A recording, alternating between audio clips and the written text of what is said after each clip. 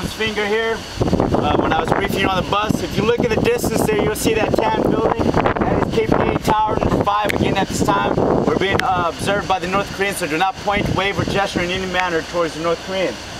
Just to the right of that, on that large side of the hill there in the distance, you'll see a backwards J-shaped dirt road on the hill. That marks the northern boundary of the DMZ, and it is approximately 2,000 meters from our current location.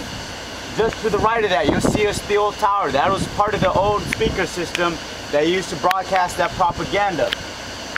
Directly to your front here, you'll see a A-frame building in the tree line where the pine groves are at. You'll see that patch out there. That is North Korea's Peace Museum. It is ironically named this where it houses 2 of the axes that were used in that 1976 axe murder incident.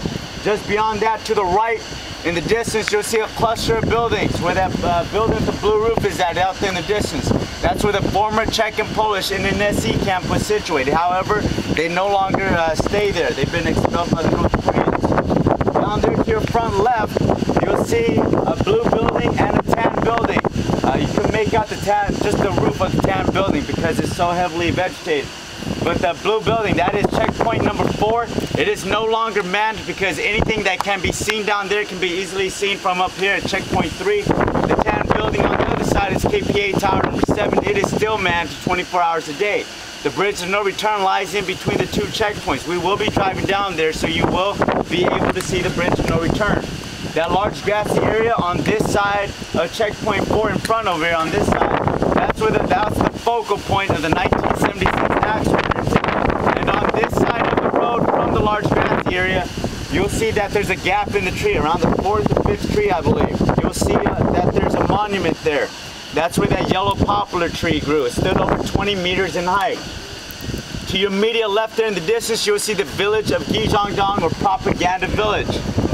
As you can see, that flag is flying fairly well today. It takes a large gust of wind to get that flag flying because it has a dry weight of 600 pounds.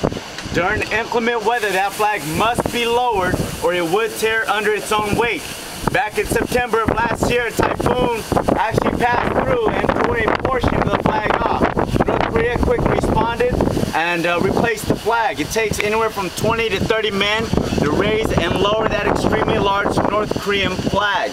That village is almost like a Hollywood set. It is just empty. It's just empty shells. Most of the buildings you see belong to the Kaesong Industrial Complex, like the skyrise and some of the industrial buildings that are behind. That's actually part of the Kaesong Industrial Complex. But from this vantage point, it looks like it's all part of the village. I assure you, it is not. In the distance there, silhouetted against the horizon, you'll see a needle-like structure way out there in the distance. That is a North Korean jamming tower. They prevent radio and television signals from entering the country. That's North Korea's way of isolating their citizens from the rest of the world.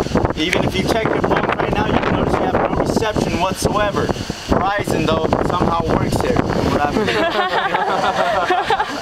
Alright, ladies and gentlemen, you have a couple of minutes out here to take pictures. So I highly suggest you finish up whatever pictures you have. This monument here is created by the Canadians, or built by the Canadians. I don't know if we had any Canadians here, but feel free to take a picture next to that monument. If you have any questions, feel free to ask. We only have a couple of minutes out here. The escort back is coming back.